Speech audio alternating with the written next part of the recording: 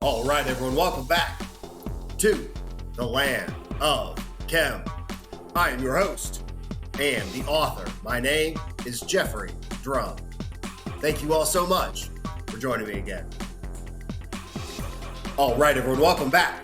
Now, what you are about to see today is perhaps the most important structure from our entire Japan research expedition, providing overwhelming evidence for high voltage electric current distribution through this stone circle that produced the profound magnetic anomalies emanating from these magnetite-filled andesite stones. This is Sunday Site Visit 86, the Ogamigaishi Stone Circle.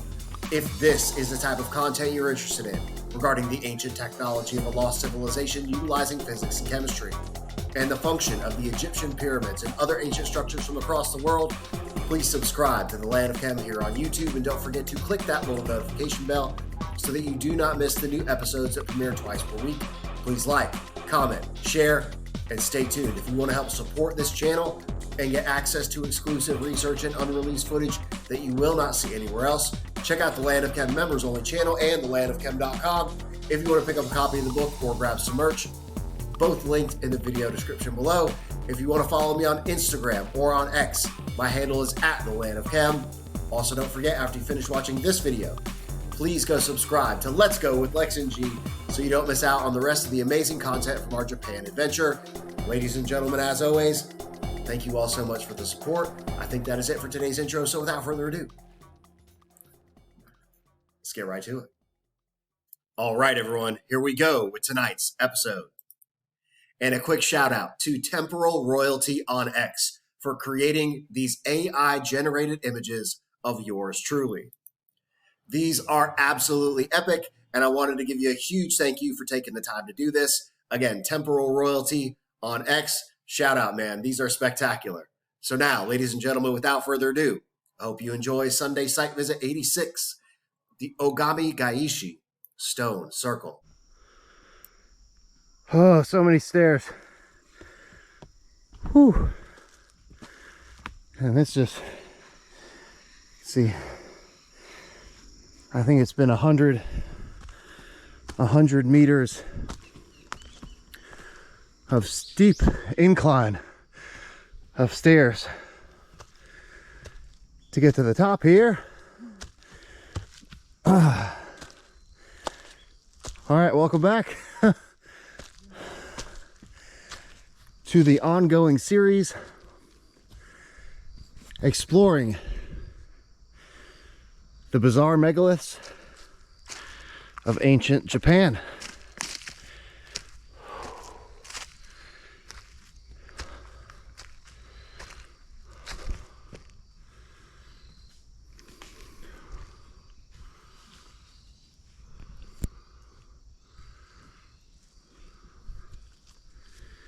And this is it.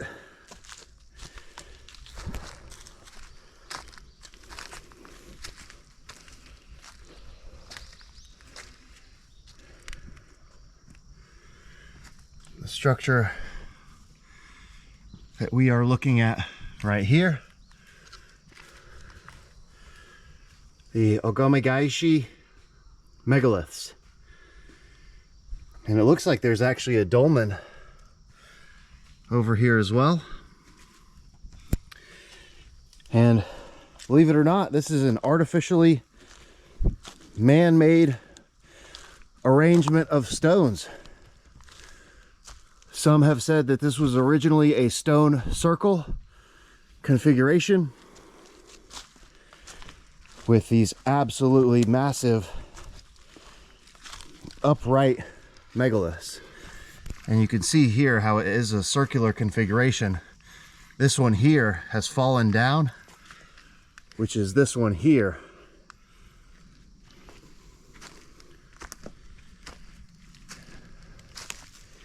And after yesterday's hike along the volcanic crater,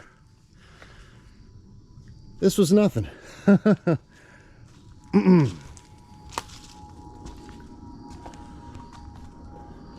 So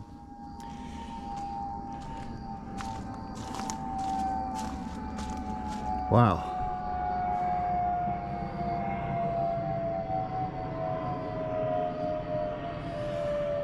That is a large piece of stone.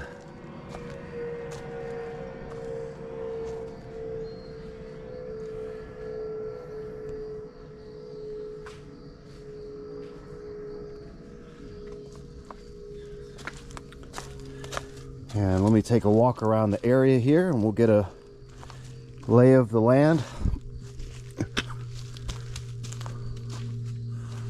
Whoa.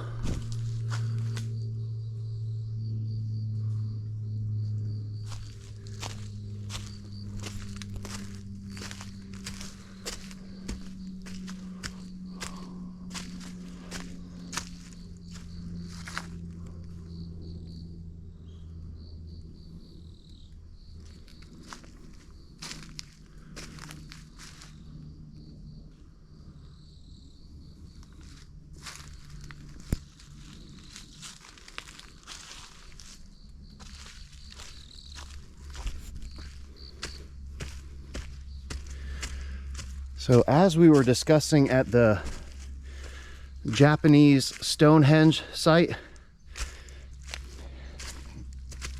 and astronomical observatory site,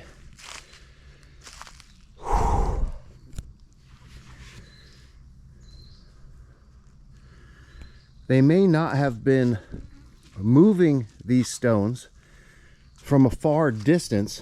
They were probably found somewhere in the vicinity of this site, but they were setting them upright and moving them into the configuration that was needed for the construction of the observatory, etc. Same appears to be true here, where, you know, they may not have moved these. I mean, these things are huge. We're talking hundreds of tons, hundreds of tons. They may not have moved these over a far distance, but they definitely set them into this configuration.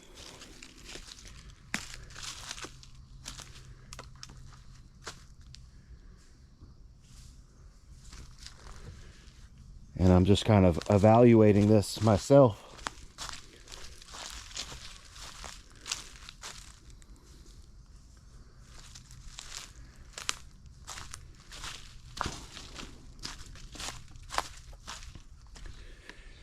And there are a number of different explanations for this site.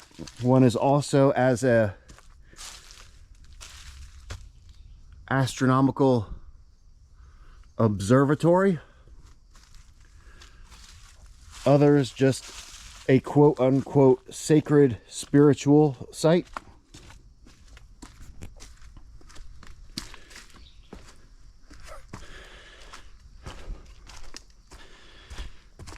It has also been reported that there are pretty significant magnetic anomalies up here, which we'll be testing in just a moment. In yesterday's hike, we saw some of the greatest fluctuations in magnetic field that we've tested thus far. We'll get a little bit closer here in just a minute. So let me walk around a bit more and kind of wrap my head around this. You know, I'll keep the camera running.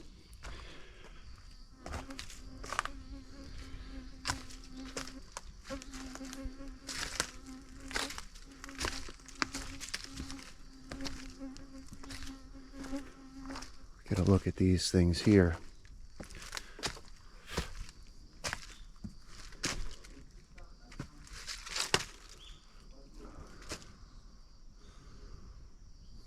There's the shrine. All right, let's walk around to the center of this structure.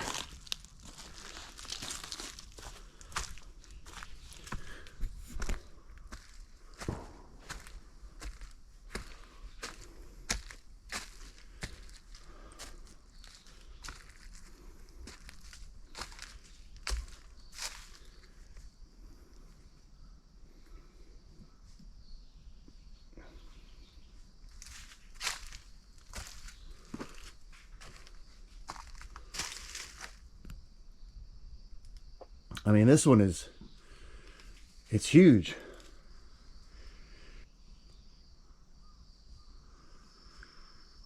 And there are some carvings on here. I think this is just Japanese kanji, but there are definitely some carvings on the surface here. Terry, when you get a chance, come take a look at this. We'll see if we can get him to.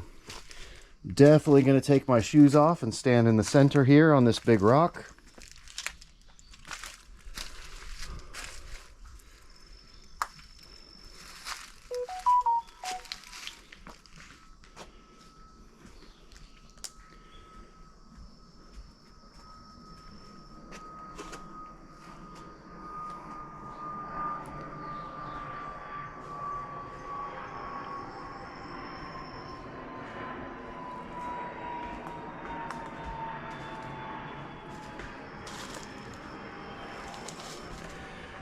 Yeah, so the petroglyphs discovered here, they don't say the specific location, no, but they say that they appear to be either Sumerian or Celtic, and also reporting these magnetic anomalies. We'll be testing that here in just a minute. And there are 6 major stones in this configuration, which is 1, 2, 3, 4, 5, and 6 in this U-shaped or perhaps once circular site. Wow. The mythology of this site also involves this Buddhist monk Kukai, who was also involved in the mythology of the Nagusa megalith site, and he was said to have been guided to the megalith site by a white snake, which to me is indicative of lightning, and perhaps following that lightning strike, seeing it descending upon the earth. Again, we have this mythology of the gods descending to the earth, perhaps referring to lightning, also being symbolically deified here in Japan. The deity Susanoo, the lightning and thunder god. So I think that mythology is all referring to sites where lightning had touched down. And this, again, quote-unquote Buddhist monk Kukai being guided to these sacred sites by following where that lightning had touched down. So we're going to take a detailed look around here and see if we can find any of these petroglyphs, because I'd be very interested to see what they're describing as Sumerian or Celtic petroglyphs. Let's go ahead and pull out the magnetometer here, and we'll see.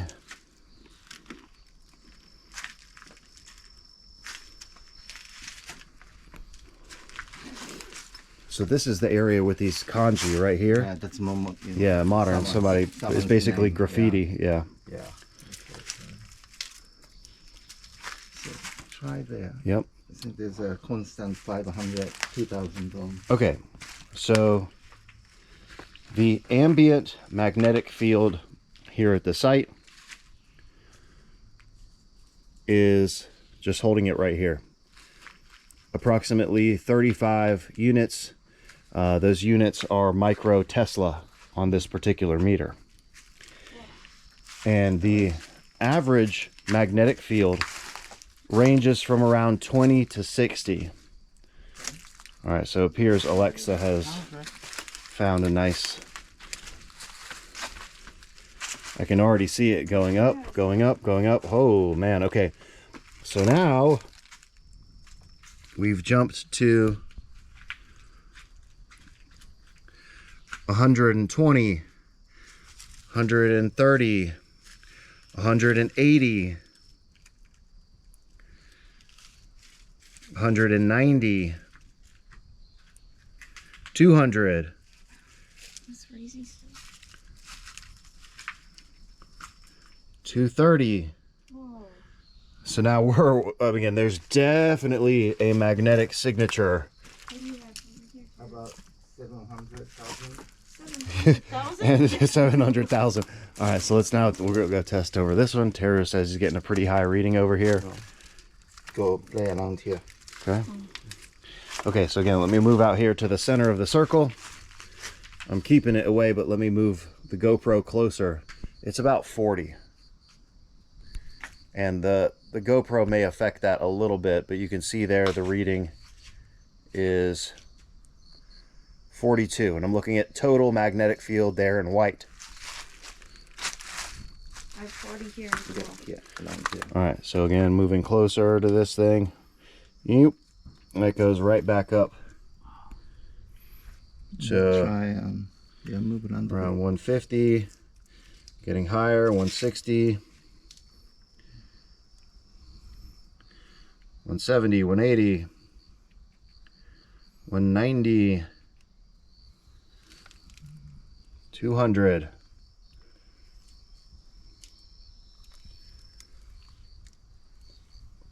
Yeah, so it's, yeah, almost like right along the edge, it seems to be the highest, 200. Maybe.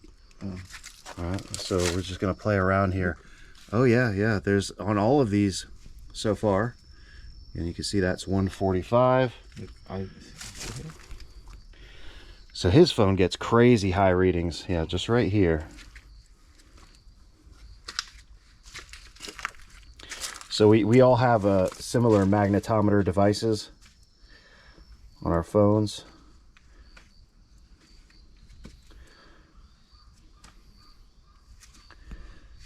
So this is topping out around 200 here. All right, let's walk around and check all the rest of these guys now that we've confirmed that there are absolutely magnetic field fluctuations here around these stones. Okay, so this one is only 60, 70.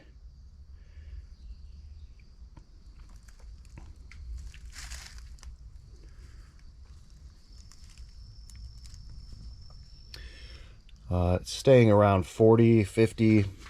Whoa. And then all of a sudden you'll run across an area. So it's like 60 here.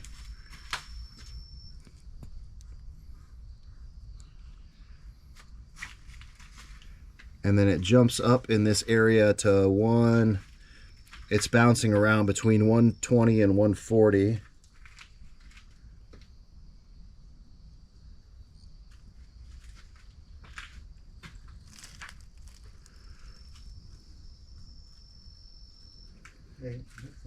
And then it drops back down.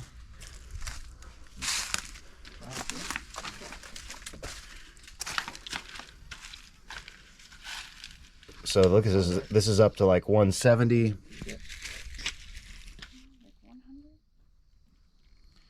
190.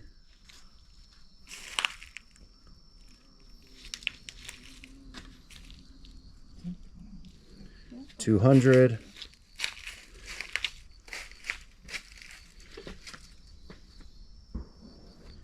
And you'll see that as we move away, it goes back down to 28. So we're talking about a 10 times difference in the magnetic field near these stones as compared to just the ambient environmental magnetic field.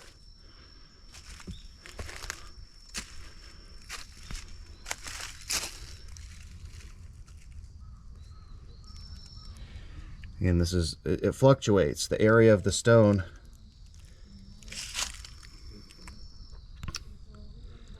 so like here is 30, and when I move it down here, it's up to 100.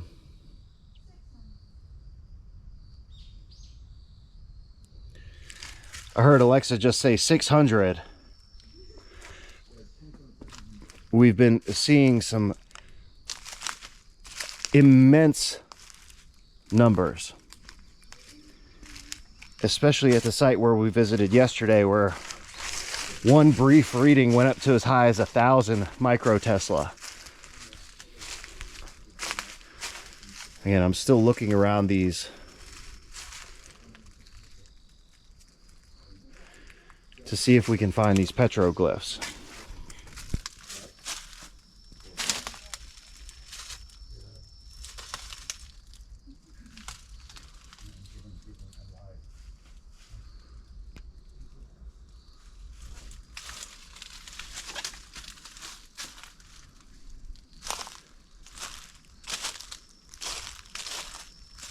I haven't seen anything thus far that's jumping out to me as a petroglyph, but there's also no indication on the sites that discuss these things of exactly where these marks are located.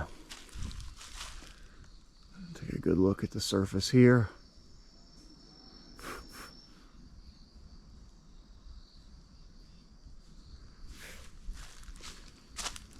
Tons of mosquitoes out here. And these petroglyphs could be anywhere on these megaliths scattered around the site. You would think if they were legit, well, not necessarily legit, but like ancient, they would be at the center and readily visible if they were intended to be recognized as a part of the site itself. So we have some pretty crazy magnetic anomalies here. Ooh, I should go test the center. Let me go do that now. Walk back around.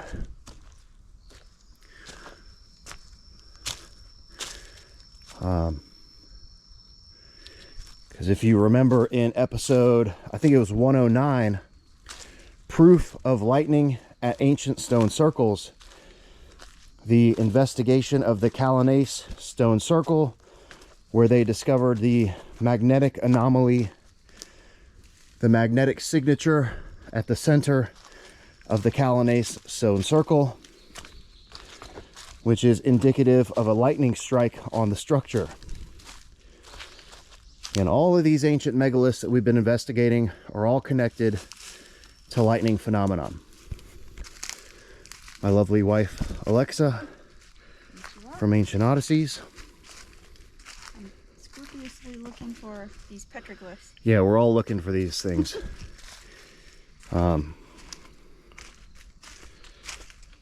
So that's to be determined if we can find them.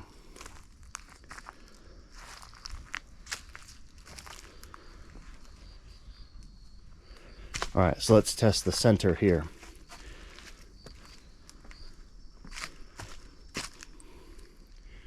All right. So magnetic field in this distance from the GoPro, right? So if the GoPro has any effect on the magnetometer, you know, we could just calibrate that by keeping the GoPro at the same distance, and any fluctuations in the magnetic field would be zeroed out by keeping it at the same distance. So you can see here it's 26, 27, fluctuating back and forth between 26 and 27.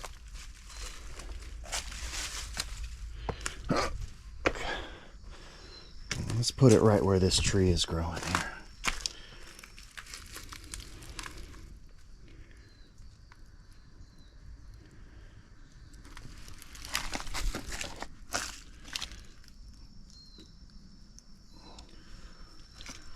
Oh, yep, there's a spot right there.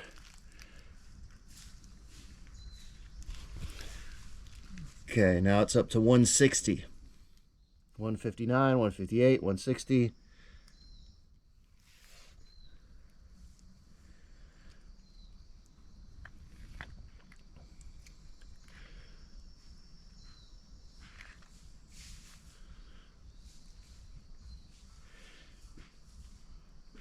Which is unusual. Well, it's not really unusual because I just explained why it's happening. It's literally at the dead center. All right, so I'm going to take this. Again, we just tested it over there. It was like 20. You can see where my phone is. And I'm standing at the dead center on this rock in the center of the stone circle here. So here's my phone. I'm standing on like a little peak, and all of these stones are essentially equidistant from where I'm currently standing. So I'm literally at the center of this, let's call it a stone circle, because that's pretty much what it is. Again, this grouping here, I'm not certain. I want to go test in here in just a second as well.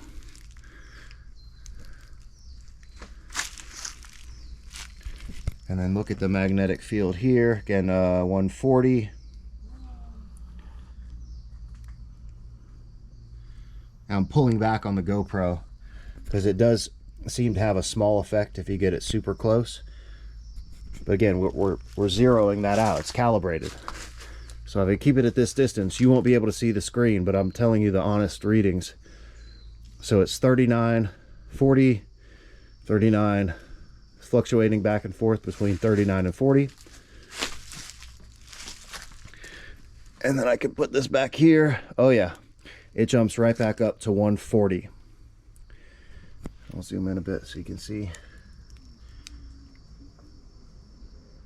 There we go.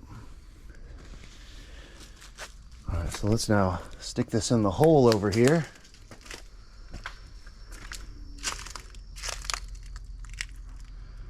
Ooh, interesting. All right, so in between these stones, again, it's not going super high, but there's a 150.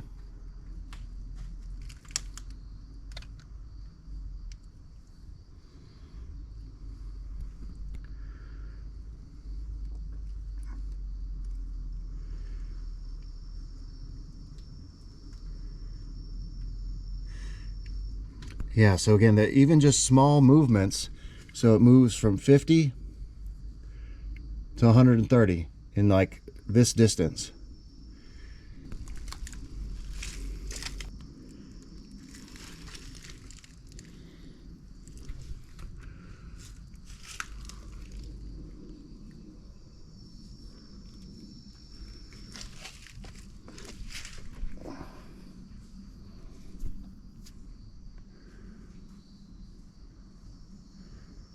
Top of this stone all seems to be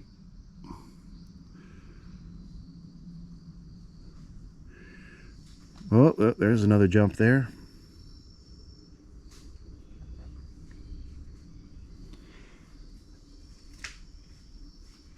And the highest magnetic field seems to be around these edges for some reason.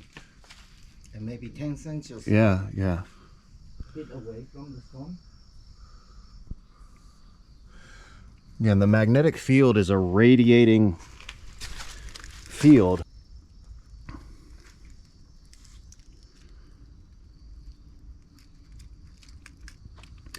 Yeah, it depends on where you hold the magnetometer.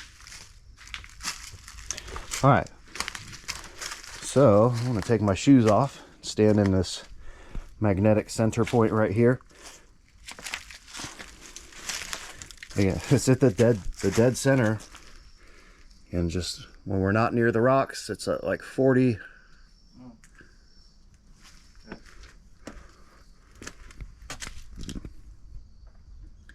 His goes crazy high. Look at that. It's like 500, 900, 800.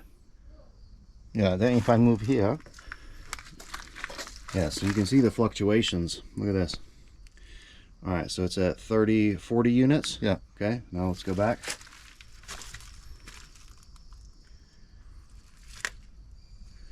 Look at that. 800. Yeah. It was topping out at like 1,000. Yeah. Yep, 800. Still, that's crazy high. Let me see if I can corroborate that measurement. So again, it's about 40 here. We're all using the same program. Yeah. And it's like,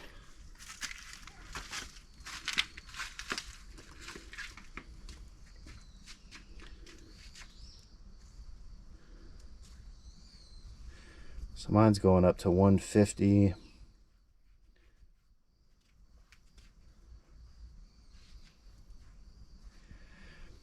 Yeah, I don't know why there's such a difference between our two devices, but you can see that there's definitely an increase from here, 40 units, and going back over to the same spot over here, it jumps right up to 150. 160.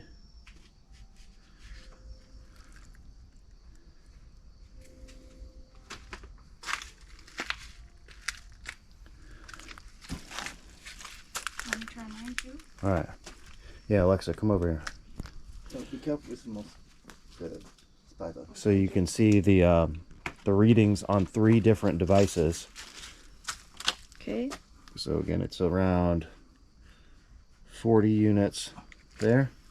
Then the units on this thing is micro Tesla. Wow, look at that jump. Yeah, hers also jumps up to about 160. And it does seem to be around the edges of the stone, which perhaps that's why they split it where they split them, is to expose the areas that had the most profound magnetic field. Which begs the question, how did they, yeah, there's a big spider right here. Which begs the question, how did they know that?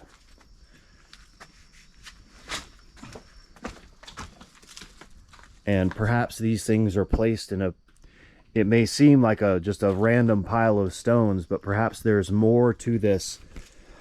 I mean, if you look at the way these surfaces are facing, okay, so it moves. It's like counterclockwise where the, holy shit, my whole body just started tingling. Like my arm, the hair on my arms just stood up. If you look at it, it's a clockwise rotating twisting of surfaces. Yeah, so look at the configuration of this series of stones here. So this one is exposed like this one's exposed like this, then this, and then that. All of these surfaces are pretty, again, the whole arrangement of stones here is man-made configuration. It's a spiral within a spiral. It's a circle within a circle. Yep. So this, again, this face is exposed, this face is exposed, this face is exposed, but it's tilted this way, and then it comes back around to where this is circulating both. I guarantee, first there was electric current here, in the form of a lightning discharge. Secondly, you're going to have a dielectric and a magnetic field. Let's get in here and test some more of these because we can't see. So these ones are buried. This one under here is buried. So you can see that this stone is artificially placed. This one here was broken in half and sat on top of this one. The same thing as this one over here. This one is sitting on top of this one. All right, so the more I look at it, the more fascinating this site becomes. This is really cool. You never really know what to expect with these megalith sites. But I was pretty blown away by the Japanese Stonehenge site, and this one absolutely has my attention as well. Really, really cool. All right, so I'm gonna cut for 1 minute, put my feet on some rocks, and then I want to go maybe crawl under some of these things to try to get a reading on the base stones.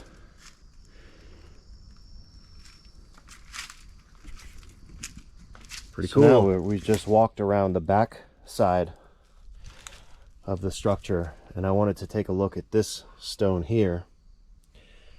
And again, we're getting fluctuations. The most significant, hold on, because yours reads around where mine reads. Okay, so it's 50, approximately, between 48 and 49. And And then here on this edge, it jumps up to 200. Yep, that's what I was getting. Right about there, 200.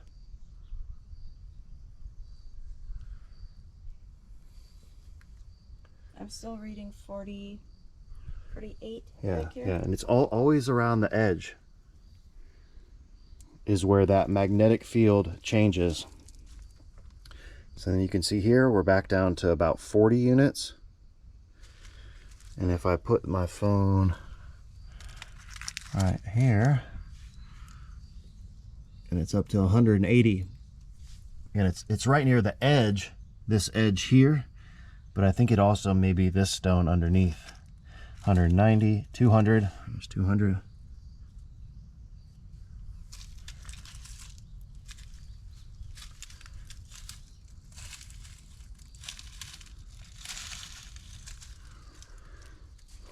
So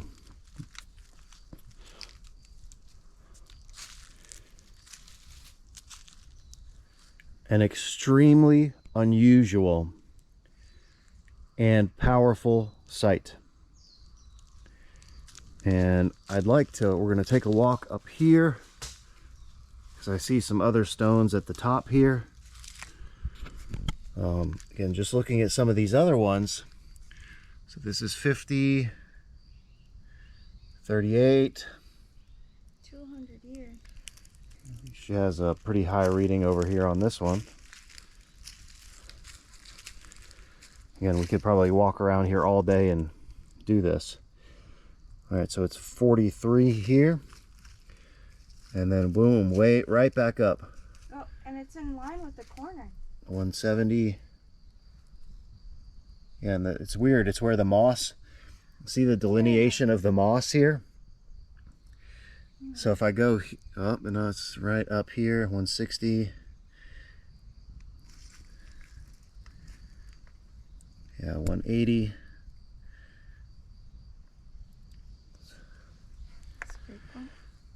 It's pretty weird. Okay, so she also noticed, which I kind of agree with here. Okay, you see the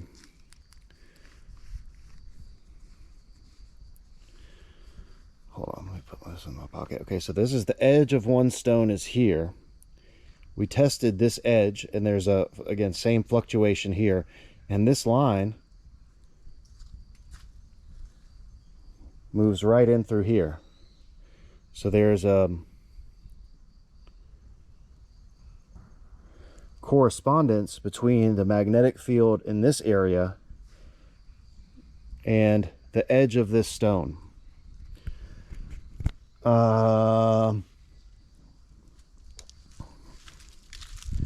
So raising more questions than answers as per usual, and it definitely appears that there have been steps placed in and around this site, like stairs. So I feel like what we are doing now, walking around barefoot, is part of the intention of the site. I'll go back to show you the area that looks like there's been some stairs, which is what you use to access the central portion of the structure.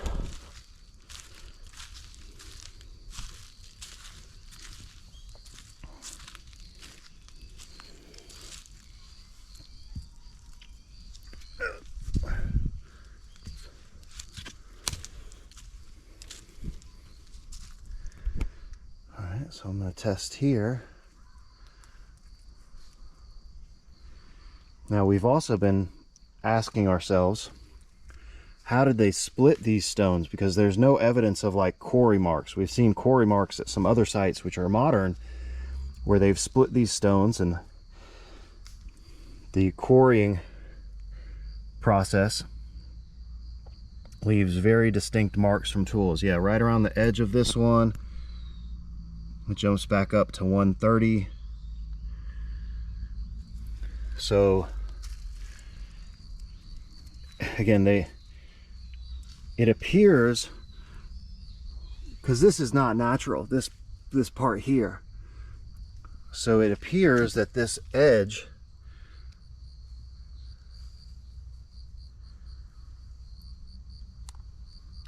oh yeah, look at it jumps up to 200 in here. It's the same at the level here in the stone. All of this stuff has been intentionally exposed. This part here, that's not a natural. This was intentional. This is man-made, and it's exposing the areas with huge fluctuations in magnetic field. Let's look at this section here. Again, magnetic field of about 50. Let's go in here.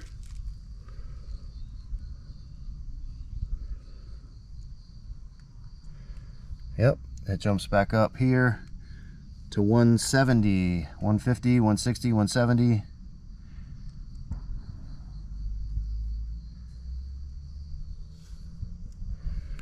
Again, it drops. It's like 30 over here, 39, 38. When I bring it back over here, it goes up to around 100. Hang on, let me turn my phone back on. Yeah, 160, 170.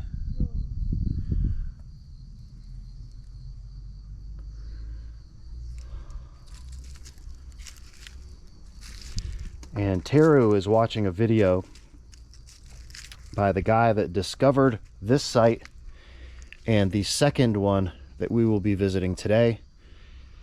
And he's the one that discovered these petroglyphs, and we're going to see if we can map these petroglyphs based on his exploration of the site. So I just want to walk back around and show you the area that to me appears to be steps to enter the central portion of the structure. Again, I'm walking around out here barefoot and try not to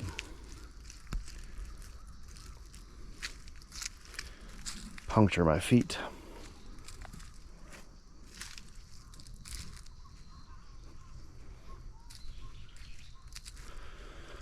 Okay. So again, let's test this area here. We've got 40. Ooh. I don't even have to touch the stone in that area. Look, it's 40, 40 here, 45, 45, 43. And just moving it, there's 100. It's 130, 140, 50, 60, 70, 80, 190. 190 right here. Oh shit. 250, 260, 267. This is the highest readings that I've gotten. 273. In this little area here.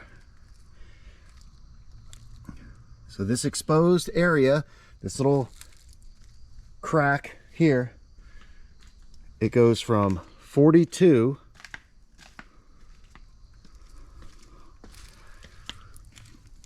up to 250, 260, 279, 280. Pretty consistent 280 reading there in this little area. I'm gonna stick my head in there and see. I don't know if that's a good idea, but I'm gonna stick my head in this little area here. Oh, it's crazy high. Yeah, he's also getting a very significant magnetic fluctuation in this little area. Here, so film me sticking my head in here. Nope. I don't know if I should be documenting this process. Good luck. Okay, make sure there's no spiders in here. Did you feel anything?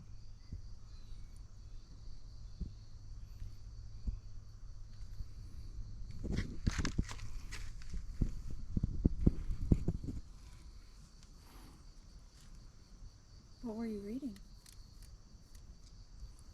About 300.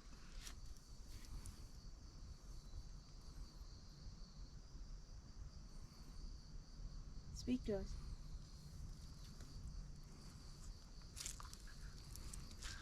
So, again, I don't know if this is placebo effect, but if you stick your head in there, again, I get these intuitions about weird things to do at these sites. Again, it just popped on me. Hey, stick your head in there, see what happens. Again, I don't know if this is a good thing or not. It feels like a lot of pressure. Which, again, I don't know if that's a good thing or not, but Okay, Alex, go. it feels like you can feel, again, it feels like pressure in this little crack here. So this thing was created intentionally. This little pocket here was intentionally carved out. Now, again, is that placebo effect? Is it just by virtue of your head being in a little confined space? Feels weird. It feels weird, for sure. Cooking my You're cooking your brain? brain cells. Again, don't try this at home, kids. I can't necessarily recommend these. All right, now Terry, now you stick your head in there. So whatever happens to me happens to all of us.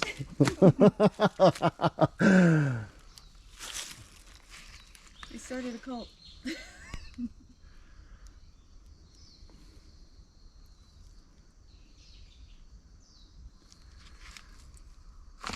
And now that my head is no longer in the rock, my head wants to go back in the rock. So I don't know what that means either.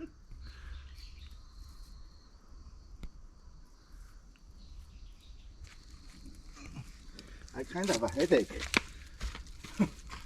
Maybe that's a good thing. Maybe it's detoxifying. Yeah. So I'll make sure to connect my feet to the ground here. Oh, is that important?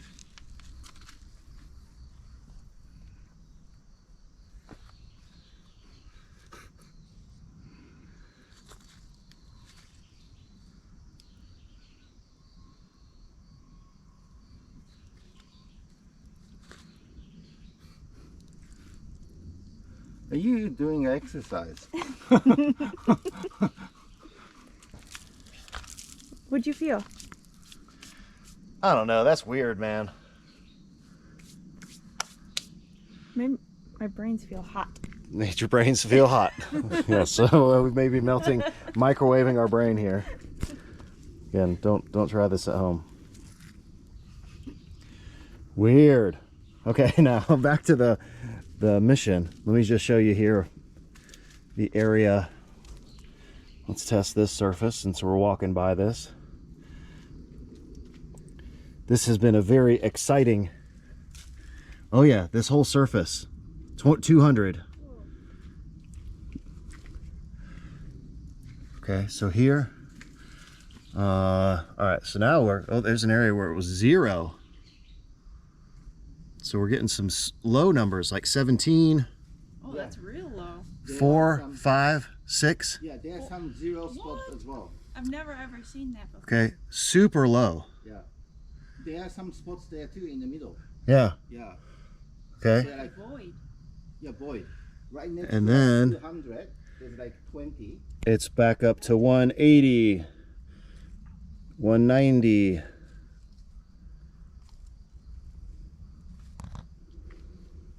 200, and then pulling back to here, it goes all the way. Let's see if we can find that 0 spot again. Less than 20, and as soon as you get close to the stone,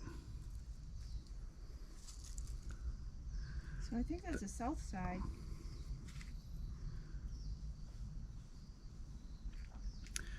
now I'm also interested. Oh yeah, there it goes. Below 10, 6, 7, 8. This is west. Super low here.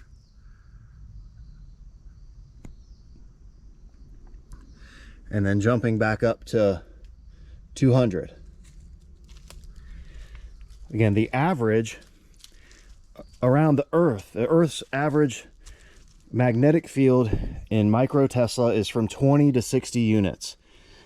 So here at this site, we've seen fluctuations from below 10 that I just showed you to over 200. And this is the area that kind of are steps. that lead into the, let's call it an altar.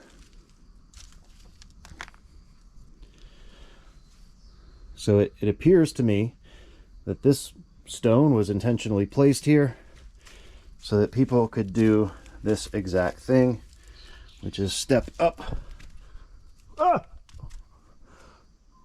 Oh, I just went right into that huge spider web. There's a huge spider on there. So that they could step up onto this platform here and stand right here in the center. This point also had a large fluctuation in magnetic field. I also feel like there's some acoustic properties in here. As I stand here and I talk, obviously there's going to be some echo and reflection of that sound. All right, super interesting. I think that'll do it for the recorded part of this expedition. What we do behind the scenes will remain a mystery. All right, so now we're going to walk back up the top of the hill. There's another configuration of stones up here.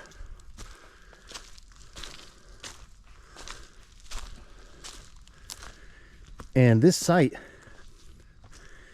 is directly connected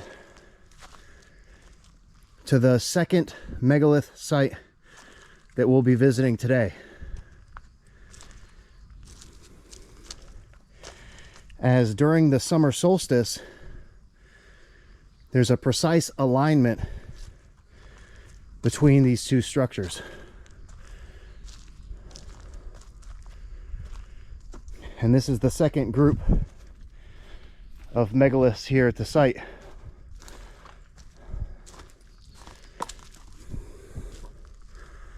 Also arranged in a circle.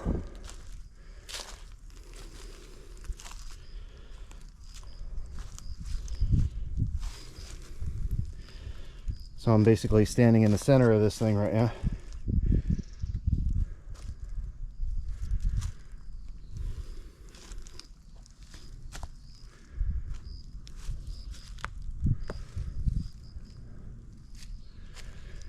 And let me change battery real quick. And I'll just show you the rest of the megaliths around here. And again, it may appear that these stones are just randomly broken, but as we saw at the Japanese Stonehenge site, all of the cracks and crevices and the shapes of the stones are all extremely intentional and man-made. They are not naturally occurring. And here the signboard says on this turtle rock, any edge corner you put the compass to, everything looks toward north. Right. So Terry was just saying that the signpost there says that all of the edges and cracks, they all face north. Yeah. So I'm just going to test against some magnetic field testing over here, 40.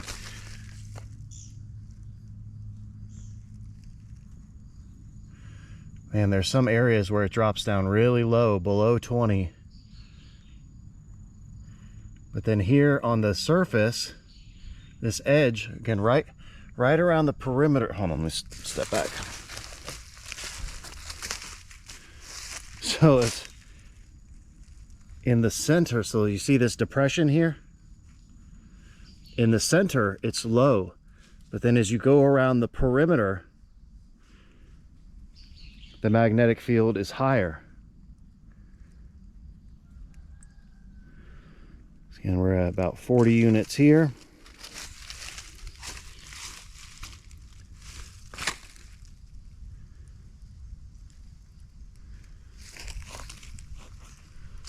It's 40, 60, 75, 90. There's 100 now. Up here, around this edge. And then we'll go down into the bowl. So it's 12, 3,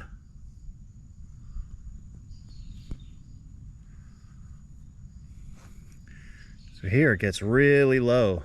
And you can see how single digits.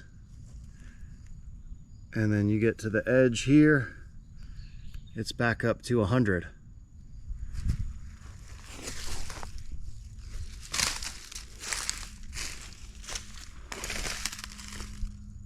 And here in this crack here is around 100.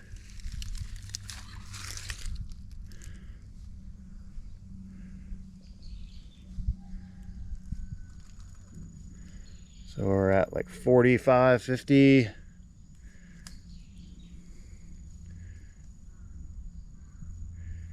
And it's just all over the place in this area, jumping as high as 90.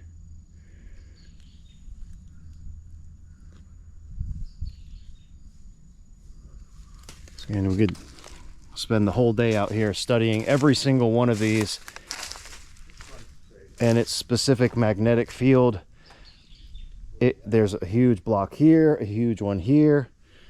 So these megaliths go all the way down this forest here. And I forget which site we were at where I had the same impression that, you know, the structure in the site continues much further than what you would think or than what is conventionally explained.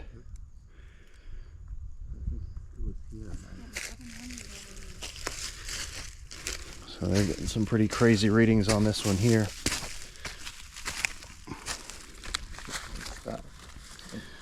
All right, so about 40 here.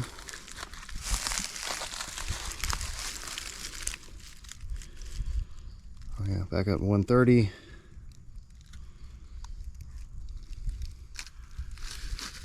Because you don't have a case. Oh, maybe. Yeah. So Lex was just saying perhaps the case has something to do with the, because both mine and Alexa's has a case on it. It's 400. So the case on this may also, again, it's calibrated out, right? Because if you're testing the ambient field with the case and then you test the stone with the case, the interference of the case is calibrated out of the measurement because the case is on in both examples. Yeah, Teru's goes crazy high. I've noticed something. Like, You also notice it's near the holes. Yeah. Yep. So it's like 900, 800. 1,000, 1,200. Yeah, we've gotten extremely high readings with some of these things. when you hit like super high, if you stop, it goes down. If you stop, it kicks back on. So this structure is called Turtle Rock, is that correct? Or Turtle Rocks? Oh, that one is called And Turtle this Rock. one's like a stone circle, 6 stone circle. Okay, so the one that I was investigating here with the depression, accurately called Turtle Rock, because it has it's like a turtle shell type shape. Yeah. And then this is just the stone circle associated with the main structure. The summit stone. Yeah, he's saying it's called the summit stone here. All right. So that's it for site one. We've been out here for quite a while. And we're going to head to the next one in the destination. But this has been one of the most exciting megalithic explorations that we've done thus far on the trip.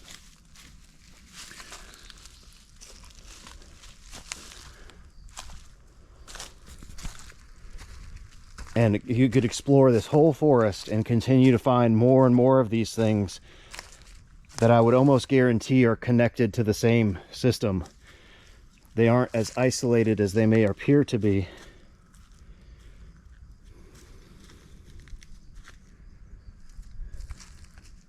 You know, I recognize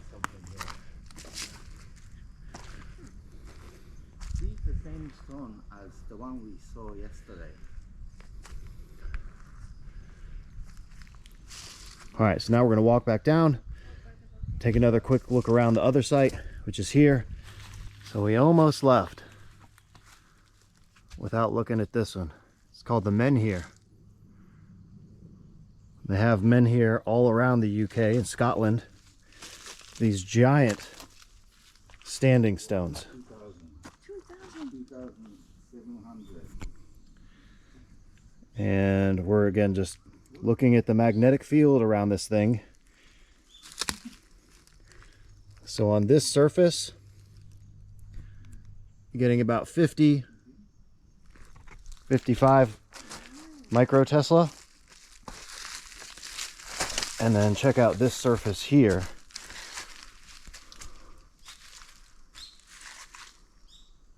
Uh, 2005 here. All right, so again, here is 50, 51. And we're gonna go up here, up against the face of the megalith. And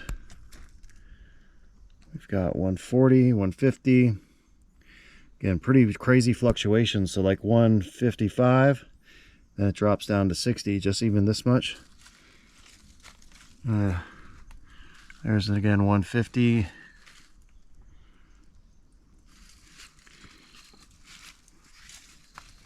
And it goes back down.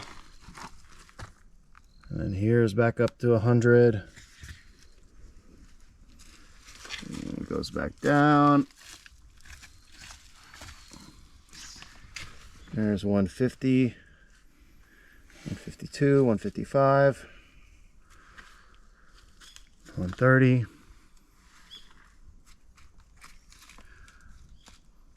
So this surface has a significantly higher magnetic field. Let me step back here. So this is another kind of grouping of megaliths out here on the side. On this side of this little mountain, here you can see the surface of this thing.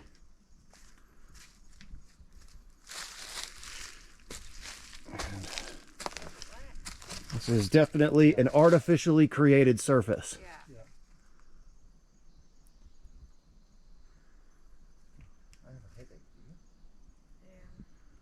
Feel a little off. And from this vantage point, well, it looks like a giant penis sticking out of the ground.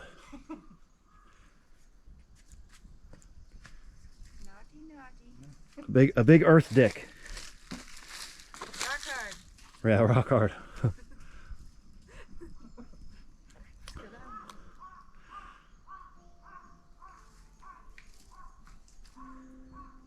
Crazy. This thing is huge. Like the regular forest, right? Like, how come they haven't been like dried off also this ground? It looks like unless they're super deep into it, it's almost like on the verge of falling off. We'll see if there's anything about this stone here. You think? It must be stuck pretty deep in, no? Yeah. You see the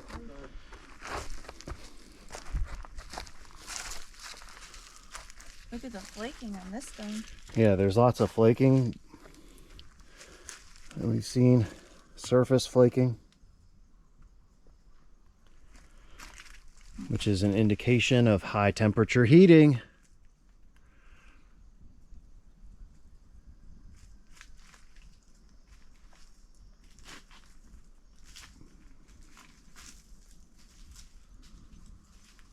All right, now on to the next one. All right, everyone, that is it for today's video. This was Sunday Site Visit 86, the Ogamigaishi Stone Circle.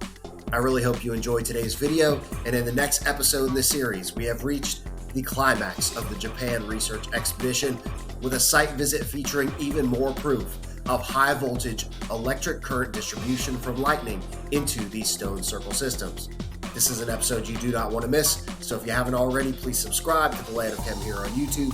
click that little notification bell, like, comment, and stay tuned. If you want to help support the channel, check out the Land of Chem members only channel and thelandofchem.com, both linked in the video description below.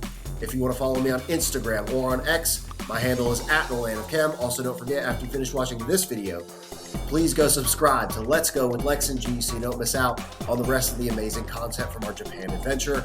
Ladies and gentlemen, as always, thank you all so much for the support. I think that is it for today's episode. I will see you.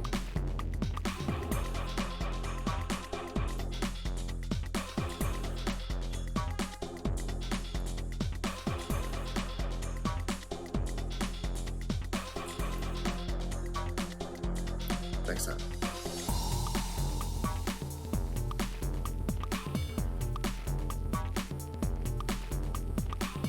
Yo, are you still watching this? Please subscribe to the Land of Chem here on YouTube and click that little notification button. New videos coming out every single week. And check out this other episode. Come on, do it. Do it now.